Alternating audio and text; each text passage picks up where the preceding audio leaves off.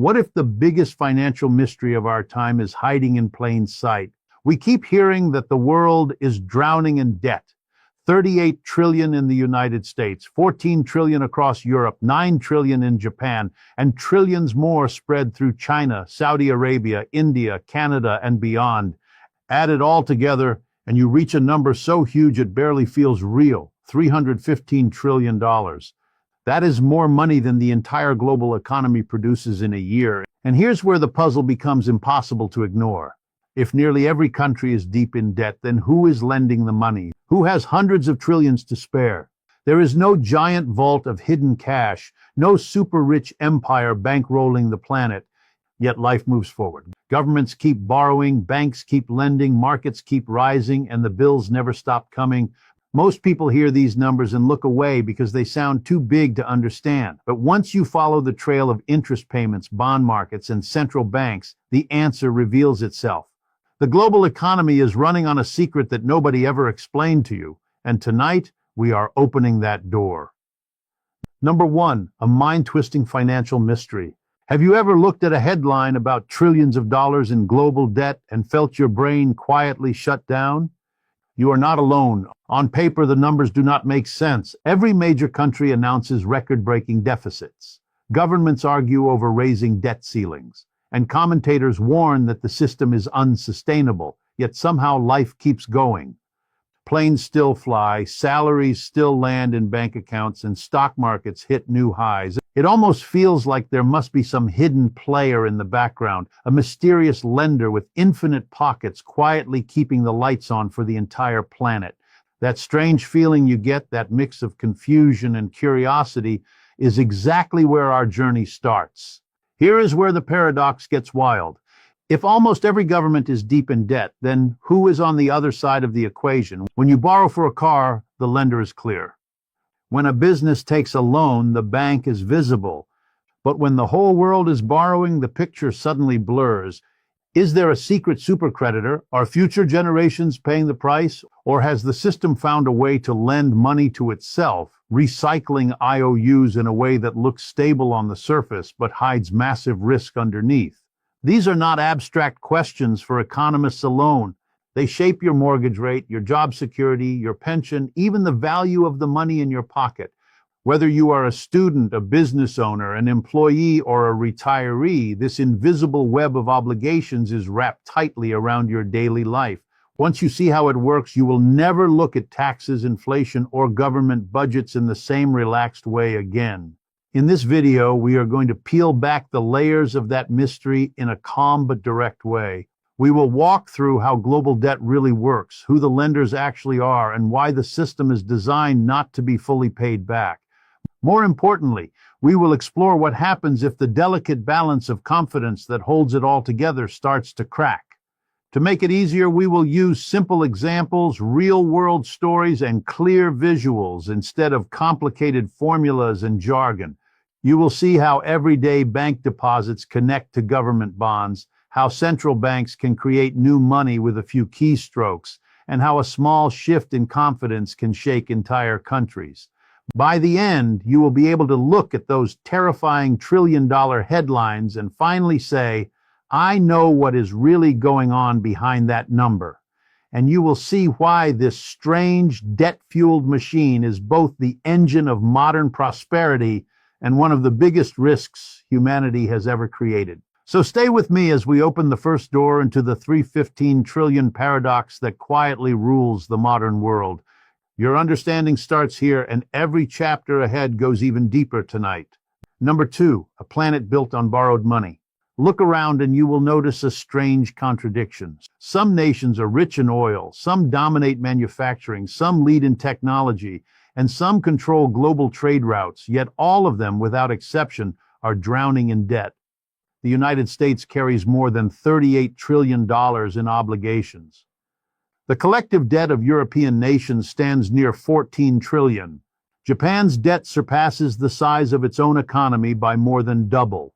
China, Saudi Arabia, Germany, Canada, the United Kingdom, South Korea, India, and Australia together add trillions more to the pile. If wealth automatically protected countries from debt, the richest regions would have clean balance sheets.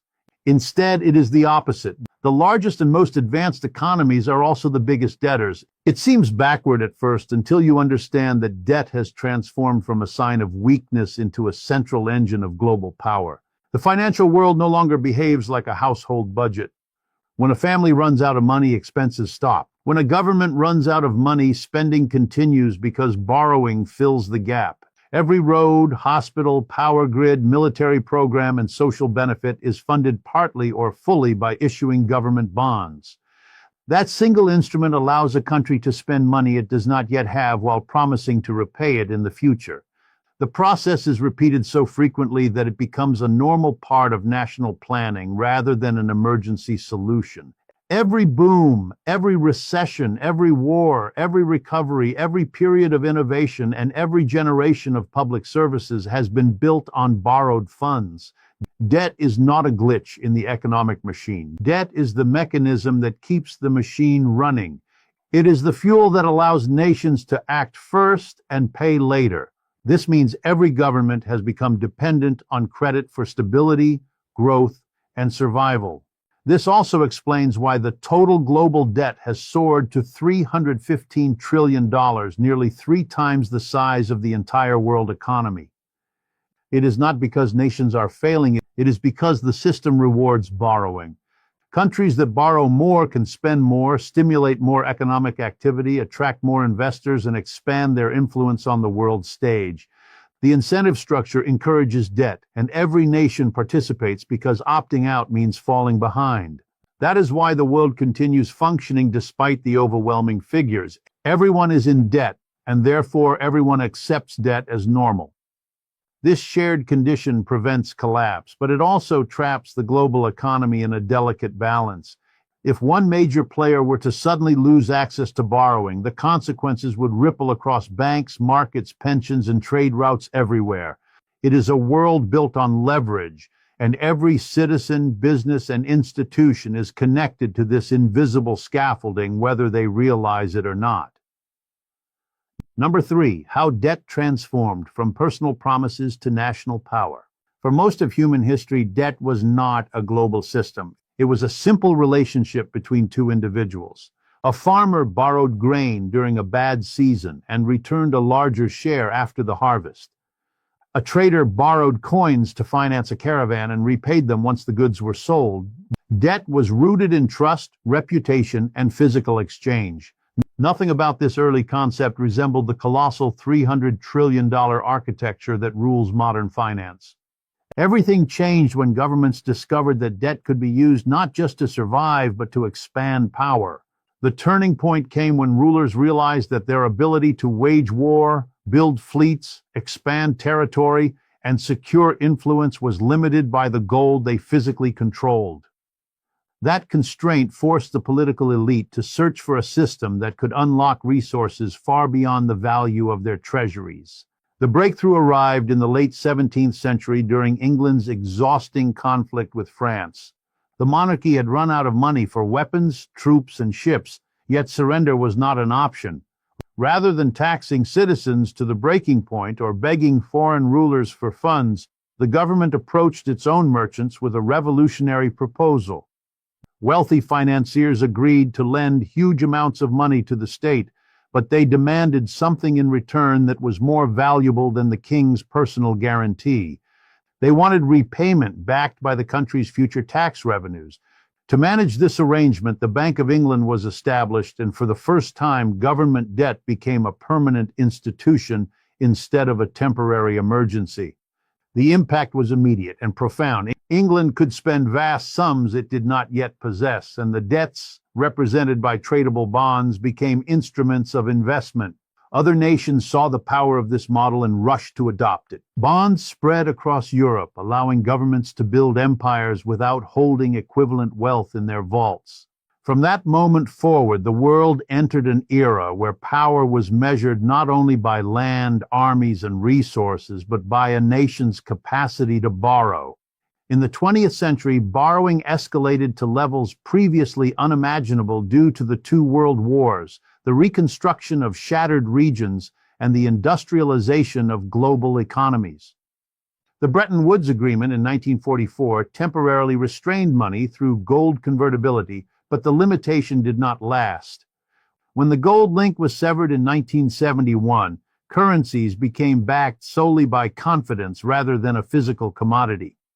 That shift opened the door to near limitless borrowing and transformed sovereign debt into the backbone of the global economic system.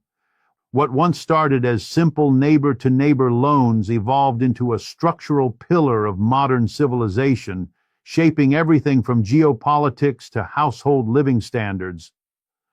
Debt became more than a financial tool. It became the operating system of the world. Number 4. Why governments can't stop borrowing and never will. At first glance, the obvious solution to national debt seems simple. Just spend less than you earn. If households can tighten their budgets, why can't governments do the same? The reality is dramatically different. A government is not a family, and a country is not a household budget. Citizens expect public services every single day: schools, hospitals, law enforcement, roads, pensions, defense, welfare, disaster relief, and more. The cost of these services almost always exceeds the amount collected in taxes, and cutting essential programs is political suicide. Raising taxes is equally unpopular and risks slowing down an already fragile economy. So leaders consistently choose the path of least resistance. Borrow the difference and deal with repayment later. Once this pattern begins, it becomes nearly impossible to break because every year the financial machine expects a certain level of spending. Even a small reduction triggers layoffs, bankruptcies, stock market losses, and social unrest. Borrowing becomes not a failure, but the mechanism that allows society to function without disruption. There is another powerful reason governments borrow: growth. Infrastructure is expensive, yet it is the foundation of a productive economy. When a nation builds ports, highways, airports, energy grids, and advanced technology networks, it immediately becomes more competitive in trade and industry. These projects generate jobs, new businesses, and tax revenue for decades. A government could wait 30 years to save up money for a new transport system, or it could borrow the funds and build it now, reaping expansion far sooner. That is why borrowing is often framed as an investment rather than a burden. The expectation is simple. Economic growth created by today's spending will generate more taxes in the future, making repayment manageable. On paper, this logic is sound. In practice, it turns debt into a permanent feature of national planning. Every incoming generation inherits both the benefits of infrastructure and the obligations tied to financing it. Instead of eliminating debt, countries refinance and expand it to support an ever-growing population and economic system. There is also the emergency factor. History has shown that when disaster strikes, governments turn instantly to the debt markets for survival. Wars, pandemics, banking failures, earthquakes, energy shocks, and recessions all hit without warning. During these moments, hesitation is catastrophic. Borrowing becomes the only tool that can inject billions or trillions into the economy within days. Nations also borrow to stabilize financial conditions even in normal times. By issuing or buying bonds, governments and central banks can influence inflation, interest rates, and liquidity. Debt becomes not just a funding method, but a steering mechanism to push the economy in one direction or another. To make things even more circular, governments frequently borrow new money to repay older debt that is maturing, creating a system where the principal is never intended to be cleared. As long as interest payments remain affordable, the system continues running. That is why governments cannot stop borrowing, and why every attempt to reduce debt meaningfully causes political crisis, economic turmoil, and public backlash. The modern world is built on continuous access to credit, and breaking that dependence would collapse the system it has created.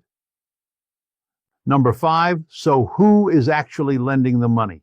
When people hear that governments owe trillions, the imagination often jumps to shadowy elites in dark boardrooms controlling nations from behind the curtain. It sounds dramatic, but the truth is far more surprising and far more ordinary. The biggest lender to most governments is their own population. Every time someone buys a government savings bond, contributes to a pension fund, or deposits money into a bank, a portion of that money is ultimately used to buy government debt. Banks are not storage lockers. They invest deposits into assets that generate safe and predictable returns, and nothing fits that description better than government bonds. Pension funds rely on bonds to protect retirement savings from market volatility. Insurance companies need bonds to guarantee future payouts. Even government-run funds like Social Security in the United States invest excess contributions into special government bonds. So when a government issues debt, large pieces of it simply circulate within the country's own financial system. The nation owes money to itself, but the profits from that debt flow to institutions and individuals who own financial assets. Beyond domestic lenders, there are foreign entities that hold bonds not for charity but for strategy. Nations with strong export industries often accumulate huge reserves of foreign currency, and buying government debt from other countries is a safe way to store value while maintaining global influence. Japan and China hold massive amounts of U.S. government bonds because they sell huge volumes of goods to American consumers and companies. Parking profits in U.S. bonds supports the value of the dollar, stabilizes their own currencies, and keeps trade relationships strong. International banks and investment firms also purchase government bonds as part of diversified portfolios because sovereign debt, especially from stable countries, is considered the safest financial instrument on earth. Then come the large financial institutions of last resort, such as the World Bank, the Asian Development Bank, and most dramatically, the International Monetary Fund. When struggling nations can no longer borrow from the open market, these institutions step in with emergency loans designed to prevent total economic collapse, although the terms attached often reshape entire economies through painful reforms. Towering above all lenders is a force that seems almost supernatural in comparison, a government's own central bank. Unlike any other institution in the world, a central bank can create new money electronically and use it to buy government bonds. This process, known as quantitative easing, injects liquidity into the financial system and guarantees that governments can continue borrowing even when demand weakens.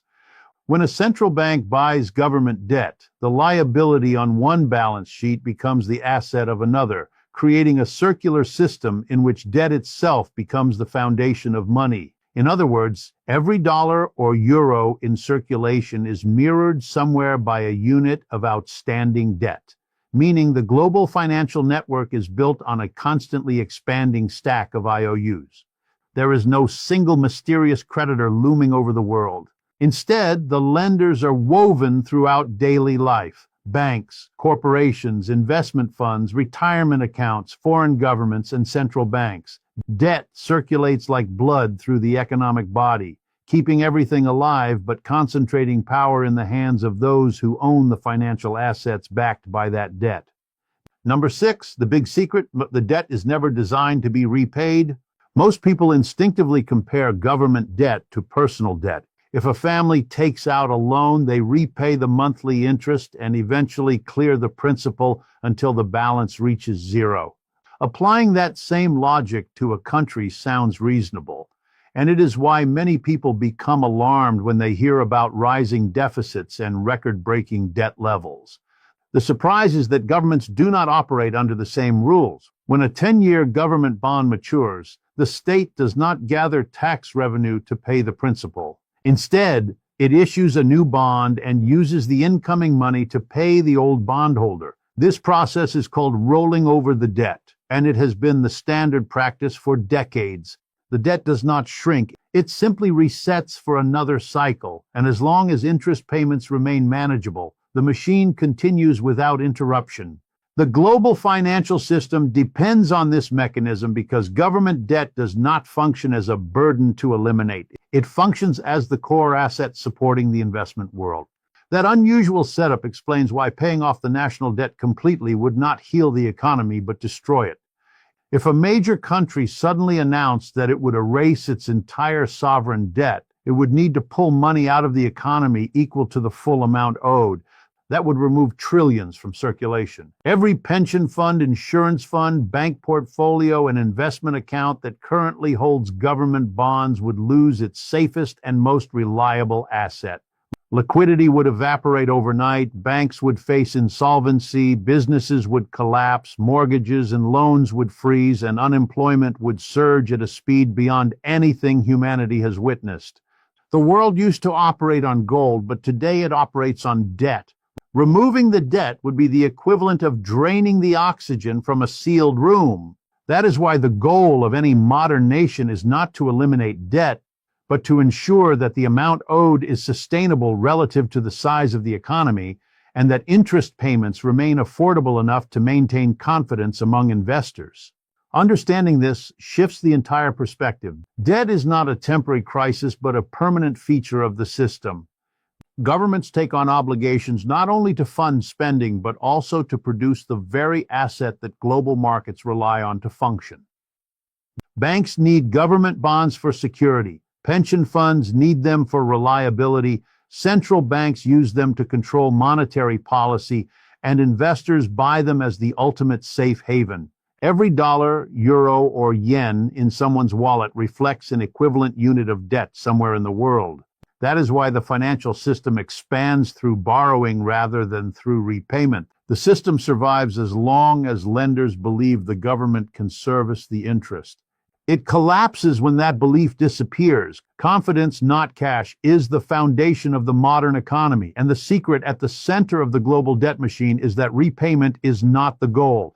Continuity is the goal. Number 7, the fragile foundation. Confidence is the real currency. When you strip away the technical terms and the massive numbers, one truth sits at the center of the financial system.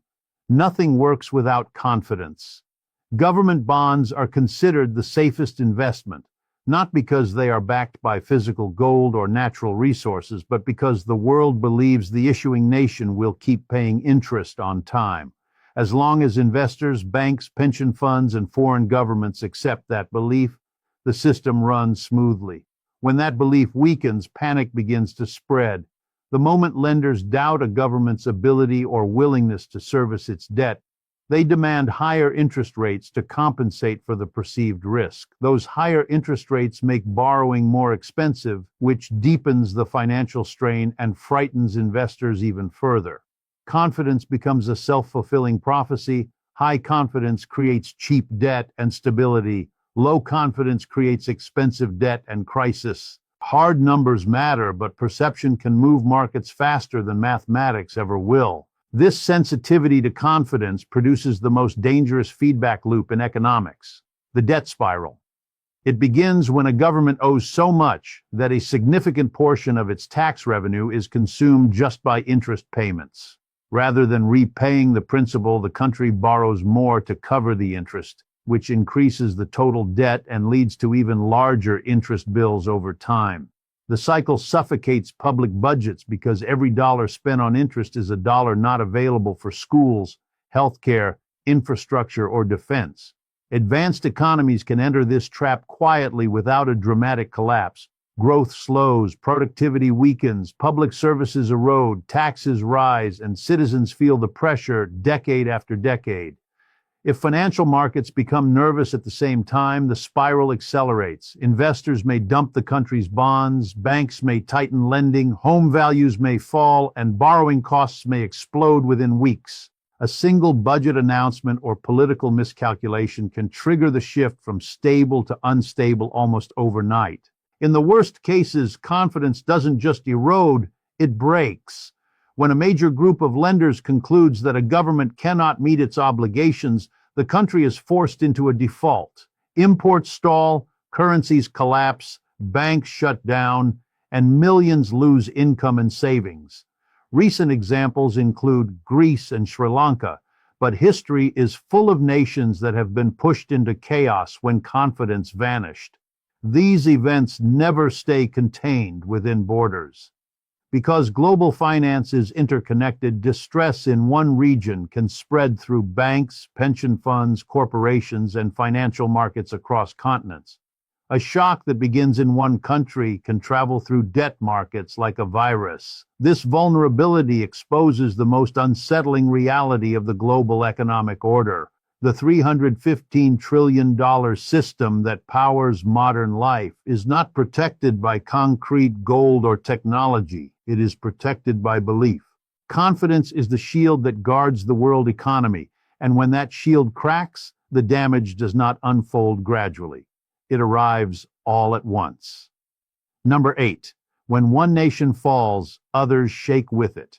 Global finance is not a collection of isolated economies operating independently. Every government bond is linked to a bank. Every bank is linked to a pension fund. Every pension fund is linked to millions of households, and every household participates in the economy through spending, saving, and investing.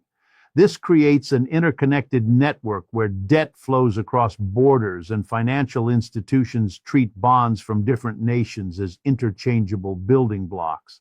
When one country runs into trouble and lenders begin selling its bonds, the impact spreads instantly across the world. The value of those bonds drops, weakening the balance sheets of banks and investors holding them.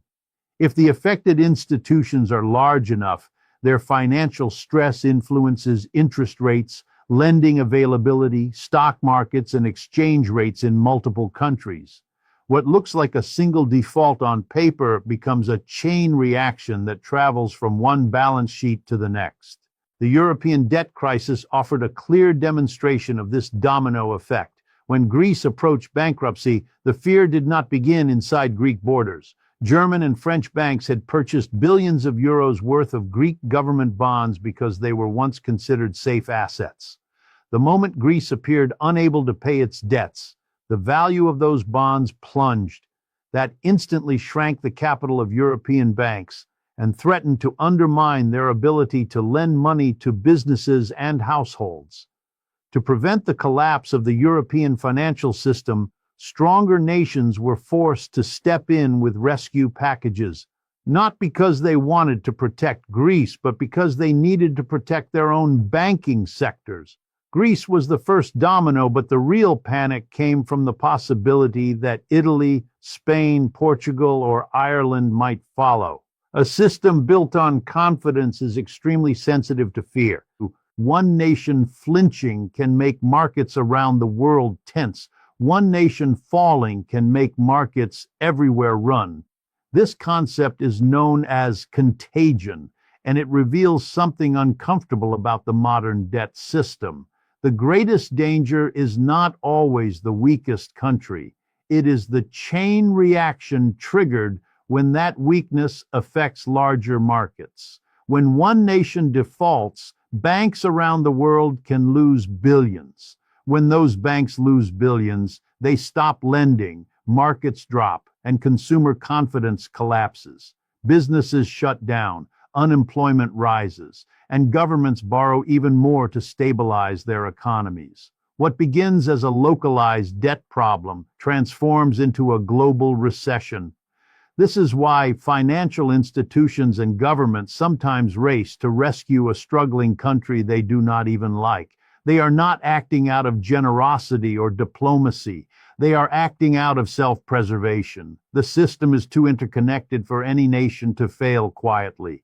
Debt ties the world together, which makes it possible for countries to grow rapidly, but it also ensures that when one thread snaps, the entire fabric feels the tension. Number 9. The Global Balancing Act. At the center of the world economy sits the United States, whose currency functions as the backbone of international trade and finance. Because the dollar is the global reserve currency, governments, corporations, and investors everywhere rely on U.S. bonds to protect their wealth. This gives the United States an extraordinary privilege. It can borrow in the same currency it prints. No other country enjoys that luxury at the same scale. As long as the world continues to value the dollar, the United States can finance deficits and issue new debt without facing the immediate risks that smaller countries face. Yet the strength of this position has created a new vulnerability. At a time when the American economy is not in recession and not fighting a world war, the U.S. is still running enormous budget deficits year after year. Debt grows faster than tax revenue, and interest payments are projected to surpass all military and education spending combined. Because the entire world depends on the dollar, any doubt about America's financial discipline would send shockwaves through every market. The United States is the anchor of the system, but it is also the biggest test of its stability. Japan presents a completely different picture.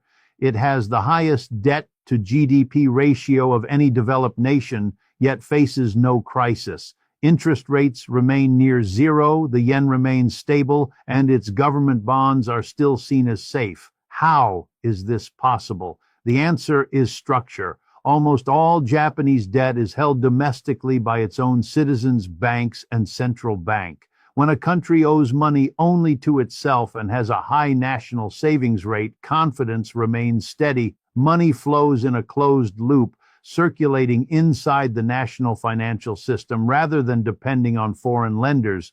This insulation has shielded Japan from the kind of market panic that destroyed Greece or Argentina. However, it comes with hidden risks. Japan faces an aging population, shrinking workforce, and slow economic growth. These challenges limit future tax revenue and make the long-term sustainability of its debt uncertain. For now, confidence holds, but demographic pressure means the system must remain perfectly balanced to avoid strain. China and the European Union form the remaining pillars of the global debt structure, each with its own weaknesses. China's central government appears stable, but enormous debts are hidden inside regional governments and the real estate sector. Entire cities were financed with borrowed money, and a slowdown in population growth has left housing markets oversupplied and fragile. A collapse in property values threatens banks, local governments, and millions of households who invested their savings in real estate. Meanwhile, the Eurozone operates with a single currency but 19 different budget policies.